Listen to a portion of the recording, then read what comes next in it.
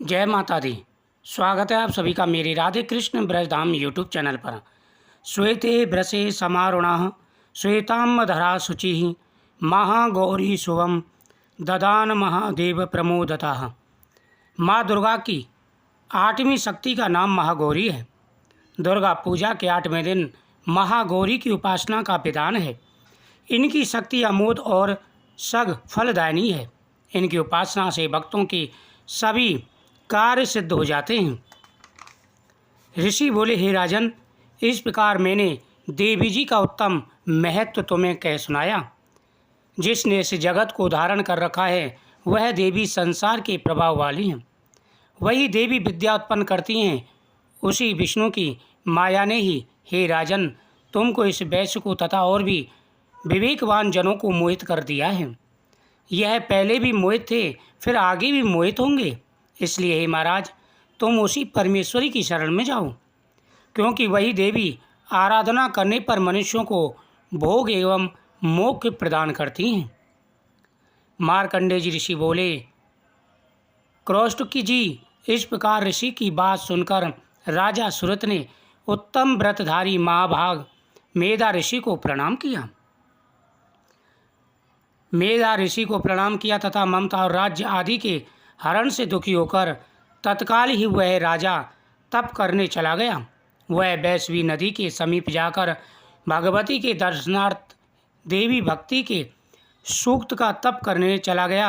वह वैश्वी नदी के समीप जाकर भगवती के दर्शनार्थ देवी की आराधना करने लगा।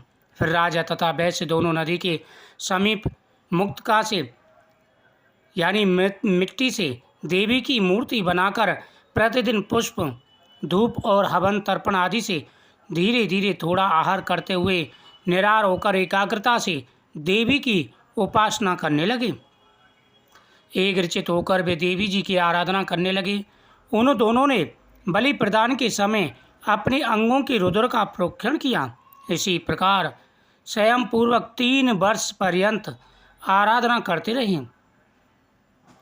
तब तो जगत को धारण करने वाली देवी ने प्रत्यक्ष होकर दर्शन दिया और तब राजा से चंडिका देवी जी बोली कि हे राजन कुलनंदन, तुम दोनों जिस अभिष्ट की प्राप्ति के लिए मेरी प्रार्थना कर रहे हो वह मुझसे मांगो, मैं प्रसन्न हूँ, तुम्हें सब कुछ दूंगी।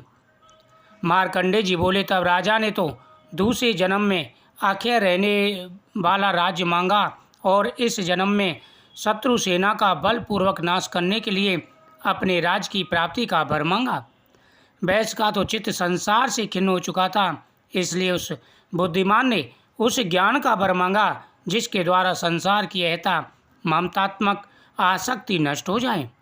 देवी बोली, हे राजन, थोड़े दिनों तक तुम अपना राज्य पालोगे, कठिनता के बिना ही अपने शत्रुओं का नाश करोगे, वहीं पर तुम्हारा राज्य स्थिर हो जाएगा। फिर देहांत होने पर सूर्यदेव के अंश द्वारा जन्म पाकर इस पृथ्वी पर आप सार्वणिक नाम के मनु होंगे।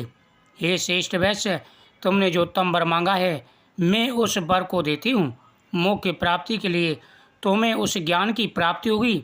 मार्कंडेय जी बोले, इस प्रकार देवी जी ने उन्हें अभिलाषित वर दिया। फिर उन दोनों की भक्ति पूर्वक की हुई स्थिति से प्रसन्न होकर देवी तत्काल ही अंतर ध्यान हो गई।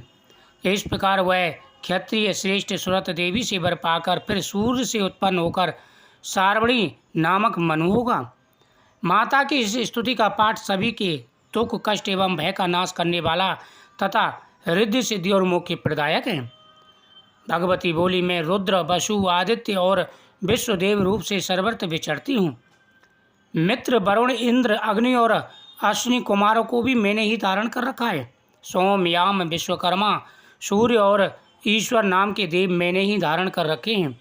जो देवताओं के उद्देश्य से प्रचुर हवि युक्त सोम आदि अनुष्ठान करते हैं उन यजमानों का फल मुझ में ही विद्यमान है। इस ब्रह्मांड के अधिष्ठात्री पार्थिव को अपार्थिक देने वाली मैं ही हूँ। ब्रह्म साक्षात संवित ज्ञान रूप में हूँ। यह ज्ञान ही सब उपासनाओं का मूल है।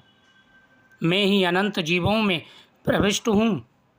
देवता इस प्रकार अनेक भावों से मेरी उपासना करते हैं। जीव को अनादि खाद्य द्रव्य भक्षण पदार्थ करता है, देखता है या प्राण प्राण धारण करता है तथा सुनता है, ये सब क्रियाएं मेरे द्वारा ही सिद्ध होती हैं। जो मुझको इस दृष्टि से नहीं देख सकते वे नाश को प्राप्त होते हैं। हे सौम्य, तुमने जो